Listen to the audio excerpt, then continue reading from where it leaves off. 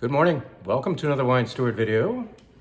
You know, having done this Wine Steward thing for over 26 years now, we have seen so many things come and then disappointingly go. In other words, some brands are wine shop style brands for a while, and then somebody acquires that brand, it blows up in production, and it becomes a grocery store brand in which we are no longer interested for obvious reasons. You can get it down the street. And usually at that point, being subject to more massive production, that wine has lost a lot of its original soul, you could call it. Things come and go a lot. They hardly ever come back. Sometimes things go because the price just keeps going up, regardless of how damn good that wine is. You're used to a lower price on this favorite product of ours, and with the next vintage, oh my gosh, the wholesale's even higher this year. That has happened to one of our favorite wines over the years, an Albarino from Galicia, Spain, that we were proud to carry for at least 10 or 15 years. But then Palacio de Fefeñanes just became unattainable with its price. Unobtainable, not unattainable. It was attainable, but not. The price was not. And we were just more and more disappointed with how people had to pay almost $50 for what is, in fact, probably the greatest Albarino made. But we just said enough's enough. And once it hit that price point, we said, we're going to go find something else, even if it's not quite as good. Well, it's back. Why? Because the source has changed a little bit with a little more relaxed wholesale pricing. And so we're able to sell this Fefeñanes, let's give it the whole name, Palacio de Fefeñanes, because it's made in a baronial Palacio in Cambados, Spain. I've been there 2 or 3 times. Beautiful place to see a winery happening in a very, very old building like that. In fact, they had to design smaller stainless steel tanks for the winemaking that would fit through the doors of this palace, because since it's a national artifact, they would not allow anything to be disassembled to admit the tanks. So pretty cool place. I am digressing, but this place is worth digressing about. A lot of great history happens here. We're able to sell this short story, a long story, kept a little shorter, for now $39.99 down to $35.99 for you wine club members. We're not making too much of a profit, but I am just willing this wine back into the store, because when I tasted it only 3 days ago, I said, damn, I remember how good this is, and now I'm reminded with this delicious taste of 2025 Palacio de Fefeñanes Albarino, easily one of the best and probably the best Albarino made. This was also the first labeled and bottled and marketed Albarino. This, I think, back in 1908. It was the first time that Albarino burst on the scene, not made from somebody's backyard, but from a real live winery and labeled as such. That's why this label looks like an antique. It is, and it's also depicting the palace on there. There's tons of history and deliciousness in one bottle here. As you can see, I am very excited to have this wine back. There's a bug. Goodbye. And that's that. Just telling you that one of the best, if not the best, Albarinos grown in not just Galicia, but of the 5 subzones of Galicia, the Salnes area, right on the Atlantic Ocean. These vines look at saltwater, and you can detect a little of that, as along with apples and limes and lemons and apricots, a little honey on the palate.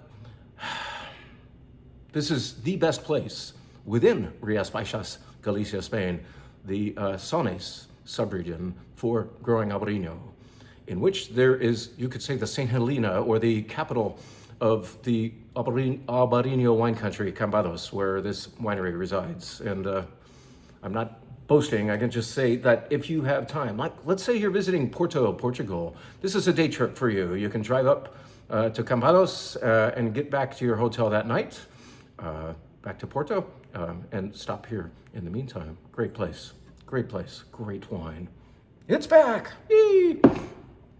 Let's talk about one other wine from Spain that is going into the June Wine Club. And you wine club members may be saying, hey, what happened to the May notes? Well, May was kind of crazy with very, very necessary and thankfully lucrative events that kept this boat afloat.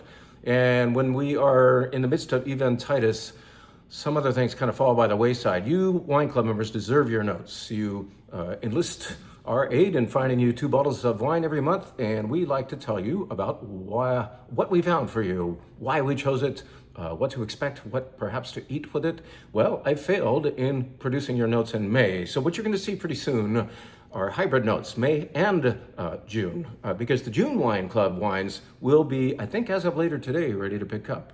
This is one of them, one that's already arrived. This is Marqués de Riscal, and this is a fun misalignment of appearance, of label, compared to the appearance of the actual winery. Marqués de Riscal's label looks super traditional, and in fact, it is a very traditionally styled Rioja from an older producer. Well, a little while ago, they enlisted the aid of architect Frank Gehry to build a new winery. Marqués de Riscal is a Frank Gehry designed winery now, and it is crazy cool looking. Out there, you know, you're in the old country and all of a sudden you're saying, whoa, is that the Guggenheim or are we in Bilbao? No, we're smack dab in the middle of Rioja looking at another great work of art by Frank Gehry. So you've got this modern looking winery making very beautiful traditional Rioja. We're gonna put this on the shelf as well so that you non-club members can access it as well. I think one of the most wonderful things about Albarino is you can get these reservas, which the word doesn't, yes, it means you have to age it for a certain amount of time, but mainly a reserva is better than the regular stuff, a crianza, for any one winery. And this reserva is happening for well under $30, and it acts like something you would pay $40 for in the Napa Valley. Of course, they don't make Rioja-style Tempranillo in the Napa Valley. But as far as quality happening in this bottle, it's very, very relative to wines much more expensive from California.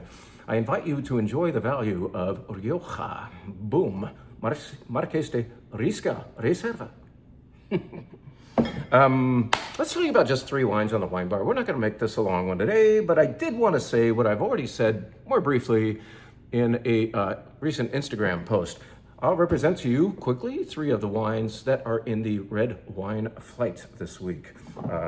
Here is one of them, Windy Oaks, the rather dramatically designed label from a producer in Corralitos.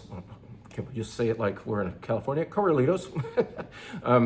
That is just south of Santa Cruz. So they make a lot of very nice Santa Cruz mountain sourced wines. Obviously a lot of great Pinot Noir. But they go somewhere else to make this Mourvèdre. This is Mourvèdre, one of the Rhone varieties that grows way up above the Salinas Valley floor, not over in the St. Lucia Islands, but across the valley and up to the Chalon AVA, American Viticultural Area, very, very close to the Pinnacles Park. Those crazy looking rocks that look like they landed from Mars or something. It's a really beautiful, otherworldly looking place. And just below that, maybe 1 mile before the gate to that park, a great place to hike and perhaps occasionally view a condor, a California condor. They brought them back there. Anyway, digressing again, this Mourvèdre is grown way the hell up there in limestone decomposed granite. And I think because it's like a sandy style soil, you have a more delicately colored wine, but don't be deceived by that color. The fragrance and the palate feel and the beautiful delicacy of this wine, delicate perhaps in body, but so expressive with personality. I invite you to try it on the wine bar. Ask for a Pinot Noir glass. Hopefully we're serving it a little bit on the cool side for you, and you'll indulge in a wine that doesn't have to be dark to be great. A Mourvèdre by Windy Oaks, from the Chalon AVA, a rare bird. This is another wine that's a rarity, coming from a very, very special place in Lodi. A well-known winery called Michael David does all the viticulture work. They don't own this vineyard, but they control and work the Bechtold vineyard. The Bechtold vineyard was planted a hell of a long time ago, 140 years ago. And because the soil here is rather sandy as well, we're in the Delta after all, these vines planted on their own roots have survived a few different phylloxera outbreaks. That's the root louse that attacks the cambium layer of grapevines. And it will not survive in this kind of soil, and so these vines have endured.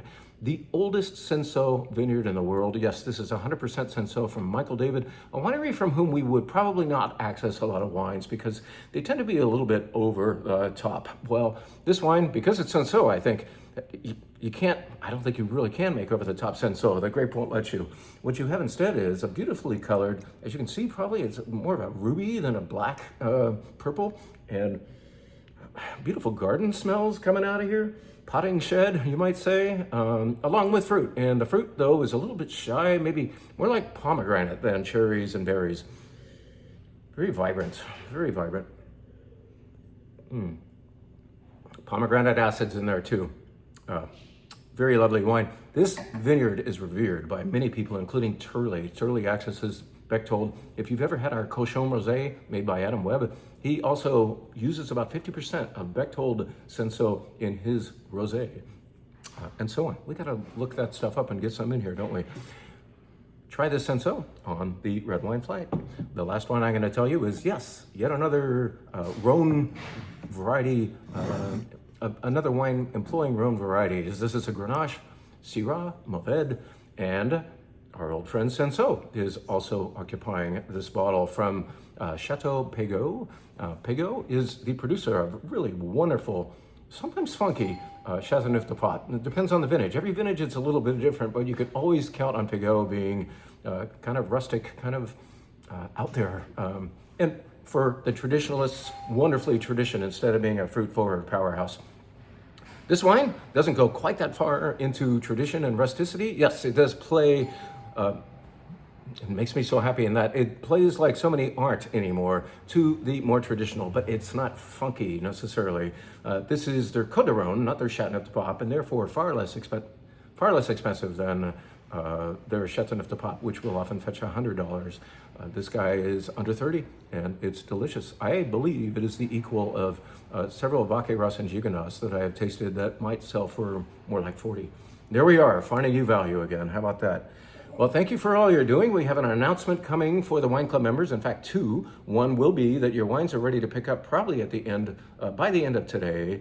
And secondly, we are going to throw a party for you. That's coming up, I believe, on June 17th.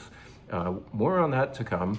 I think I'll get that on an email today to let you Wine Club members know. We want to thank you after quite a while of not doing this with a walk-around tasting where we use both floors of this store and employ different vendors and some staff as well to host different tasting stations, each with a different theme. And so you get to walk around, try all kinds of very, very good wines, nibble on some cheese in the meantime, and we hope as many of you who can will try to make it. So you'll need to sign up on the winesteward.com for this once it appears there, which will probably be a little later today.